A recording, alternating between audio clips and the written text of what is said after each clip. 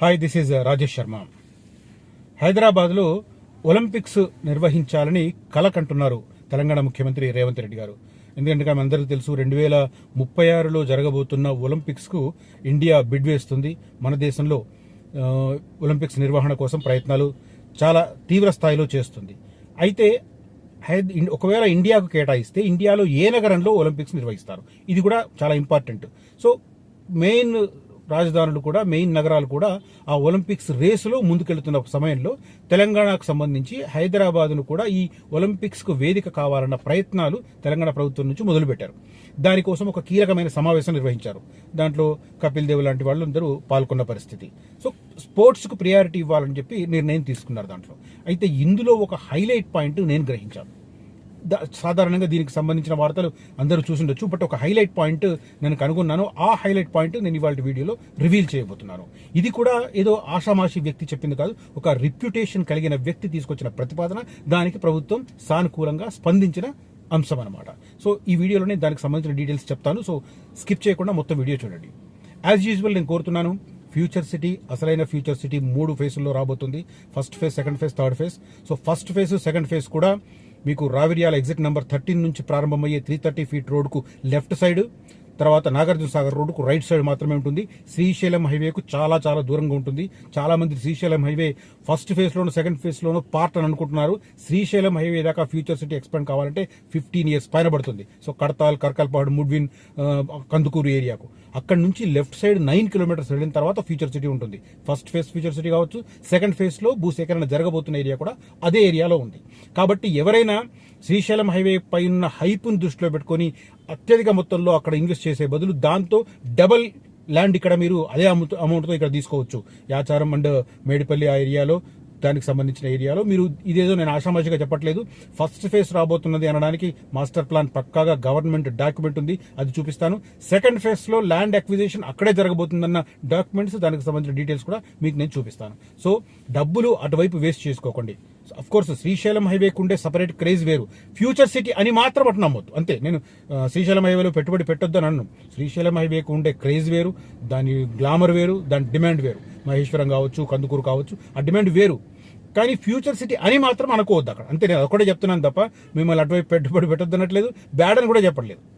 కానీ future city అన్న భ్రమలో అటు పెట్టబెట్టద్దు, అంతే ఒకటే చెప్తున్నాను. సో ఫ్యూచర్ సిటీ నాగార్జున సాగర్కు అంటూ ఈ ప్రతిపాదిత 330 feet గ్రీన్ ఫీల్డ్ రోడ్ ఏదైతే ఉందో between outer ring road to regional ring road, Raviryal exit number 13 నుంచి ప్రారంభమయ్యేది. ఈ మధ్యలోనే ఫస్ట్ ఫేజ్, సెకండ్ ఫేజ్ ఉంటాయి. ఈ మధ్యలో ఉన్న వెంచర్లలోనే ఫోకస్ చేయమని చెప్పి రిక్వెస్ట్ చేస్తున్నాను. కావాలంటే నన్ను కలిసిన వారికి నేను ప్రూఫ్ కూడా చూపిస్తాను. సో అక్కడ ఇన్వెస్ట్ చేయాలనుకున్న వారు మాత్రం కనిపిస్తున్న నెంబర్లో కాంటాక్ట్ చేయండి. తర్వాత రియల్ ఎస్టేట్ రంగంలోకి రావాలన్న వాళ్ళు మాత్రం మా అధిరన్ గ్రూప్ ద్వారా రండి.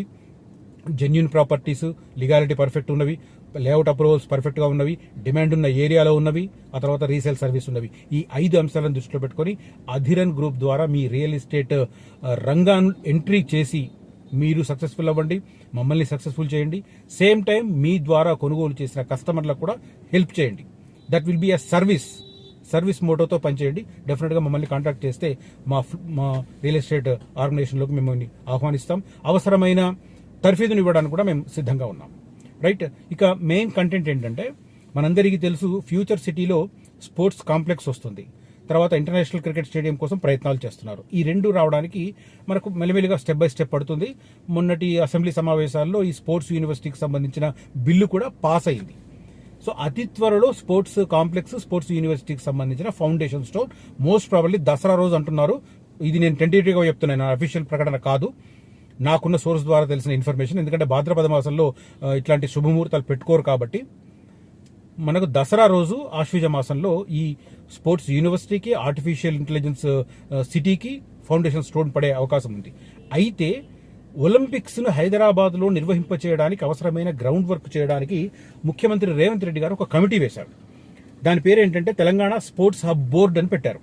ఆ బోర్డుకు దానికి సంబంధించి ఒక సమావేశం నిర్వహించారు. ఎక్కడ అంటే ఇక్కడ ఇది లీలా హోటల్, హైదరాబాద్లోని లీలా హోటల్లో దీనికి సంబంధించిన Telangana sports hub board first సమావేశం జరిగింది. దీంట్లో ఆల్మోస్ట్ మనకు తెలిసిన వాళ్ళందరూ, ప్రముఖులంతా పాల్గొన్నారు. పుల్లెల గోపిచంద్, కపిల్ దేవ్ వీళ్ళంతా. అయితే మెయిన్ అట్రాక్షన్ ఏంటంటే దీంట్లో రామ్ చరణ్ సతీమణి, చిరంజీవి గారి కోడలు ఉపాసన పాల్గొన్నారు. ఉపాసన గారు చేసిన అడ్వైజ్ చాలా చాలా బ్యూటిఫుల్ ఉంది. ఇప్పుడు మీరు స్పోర్ట్స్ కాంప్లెక్స్ స్టార్ట్ చేస్తున్నారు, స్పోర్ట్స్ యూనివర్సిటీ స్టార్ట్ చేస్తున్నారు. అందులో ఫస్ట్ కోర్సెస్ ఏం స్టార్ట్ చేస్తారు? మొత్తం స్పోర్ట్స్ అన్నింటికి కామన్ లింక్ అయిన ఒక కోర్స్ ఉంది. ఆ కోర్స్ మీరు అక్కడ స్టార్ట్ చేయండి ఫస్ట్. ఆమె అడ్వైస్ రియలీ చాలా గుడ్. మనందరికీ తెలుసు, క్రీడాకారులు తరచూ ఫిజికల్గా ప్రాబ్లమ్స్ ఎదుర్కొంటారు. అంటే గాయపడడం కానీ, లేకపోతే ఆ రిలేటెడ్ ఇష్యూస్ కానీ, నొప్పులు రావడం కానీ, కండరాలు పట్టేయడం కానీ, ఇట్లా రకరకాల ఇష్యూస్ ఎక్కువ ఎదుర్కొంటారు. మనం చూస్తుంటాం కదా, క్రికెట్ చూసేవాళ్ళు, ఆల్మోస్ట్ అన్ని స్పోర్ట్స్లో అదే పరిస్థితి ఉంటుంది. ఇంకా హాకీ లాంటి, ఫుట్బాల్ లాంటి వాటిలో ఇంకా దారుణమైన పరిస్థితి ఉంటుంది. కాళ్ళు చేతులు విరగడాలు ఇట్లాంటివి చాలా ఉంటాయి. ఇంకా ఈ క్రికెట్ కన్నా కొద్దిగా సేఫ్ గార్డ్ చేసుకోవడానికి చాలా ప్యాడ్లు, గ్లౌజులు అన్నీ ఉంటాయి, గార్డులు అన్నీ ఉంటాయి, హెల్మెట్లు అన్నీ. బట్ అక్కడ అవన్నీ లేకుండా వాళ్ళు తనలాడుతుంటారు ఫుట్బాల్, హాకీలు.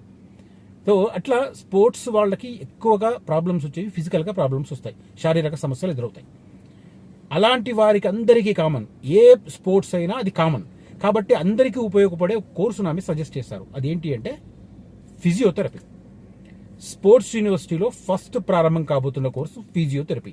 ఆమె అడ్వైస్ చేయడము, ముఖ్యమంత్రి రేవంత్ రెడ్డి గారు యాక్సెప్ట్ చేయడం ఒకే సమావేశంలో జరిగిపోయినాయి. సో స్పోర్ట్స్ యూనివర్సిటీకి ఫస్ట్ ఫౌండేషన్ పడగానే ఫస్ట్ కోర్సు ఫిజియోథెరపీ. అది మనకు తెల్లమైంది. దీనికి సంబంధించి నేను ఆమె ఏం చెప్పింది అనేది నేను ఇక్కడ చదివే ప్రయత్నం చేస్తాను.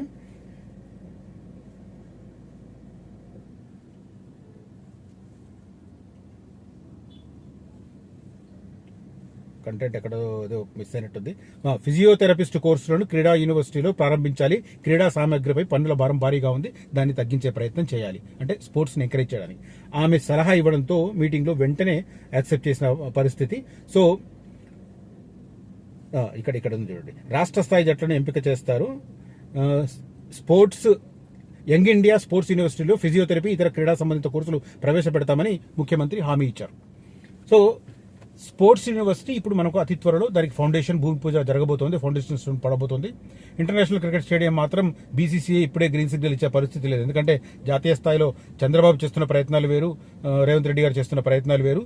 చంద్రబాబు ఇప్పుడు బీసీసీఐ మీద పూర్తిగా అమిత్ షా అండ్ వాళ్ళ అబ్బాయి జైషా అజమాయిషి ఉంది. కాబట్టి అమరావతికే ముందు స్టేడియం మంజూరు చేసే అవకాశాలు కనిపిస్తున్నాయి. ఆ తర్వాతనే ఈ ఫ్యూచర్ సిటీలో స్పోర్ట్స్ స్టేడియం మంజూరు అయ్యే అవకాశం ఉంది. అందుకే నేను కొద్దిగా చెప్తుంటాను, కుర్మిది ఏరియాలో కొద్దిగా స్లో అవుతుంది అని చెప్పి. అందుకే నేను ఎక్కువ మేడిపల్లి చెప్తుంటాను, ఎందుకంటే ఎంప్లాయ్మెంట్ ఎక్కువ వస్తుందనే ఉద్దేశంతో. సో ఆ రకంగా స్పోర్ట్స్ యూనివర్సిటీకి ఎప్పుడు ఫౌండేషన్ స్టోన్ పడ్డా ఫస్ట్ కోర్సు ఫిజియోథెరపీ. ఎందుకంటే ఇది లింక్ టు ఆల్ స్పోర్ట్స్, అన్ని స్పోర్ట్స్లో ఉన్న వాళ్ళకి ఎదురయ్యే సమస్యలు కాబట్టి దానికి ఉపయోగపడే రంగా ఫిజియోథెరపీని ఫస్ట్ ప్లాన్ చేస్తున్నారు. ఇది నేను నిన్నటి సమావేశంలో గ్రహించిన చిన్న పార్ట్, అందుకే నేను చిన్న వీడియో చేస్తున్నాను. ఈ ఇన్ఫర్మేషన్, ఈ కంటెంట్ నచ్చితే మాత్రం ఈ వీడియోని లైక్ చేయండి, షేర్ చేయండి. అదే రకంగా రియల్ ఎస్టేట్ రంగంలో నాతో పాటు కలిసి పనిచేయాలనుకున్న వారు, అనుభవం లేకపోయినా పర్వాలేదు, హోమ్ మేకర్స్ అయినా సరే, హౌస్ వైఫ్స్ హోమ్ మేకర్స్ అయినా సరే, గృహిణులైనా సరే, లేదు రిటైర్డ్ ఎంప్లాయీస్ అయినా సరే, ఏదైనా పార్ట్ టైం చేయాలనుకున్న వాళ్ళైనా సరే, లేదు ఫుల్ టైం నేను ఇదే పని చేస్తాను అన్న వాళ్ళైనా సరే, కనిపిస్తున్న నెంబర్లో కాంటాక్ట్ చేయండి. నాగోల్ మెట్రో స్టేషన్ దగ్గర మా అధిరన్ ఆఫీస్ను విజిట్ చేయండి. Thank you for watching this video. Signing off Rajesh Sharma.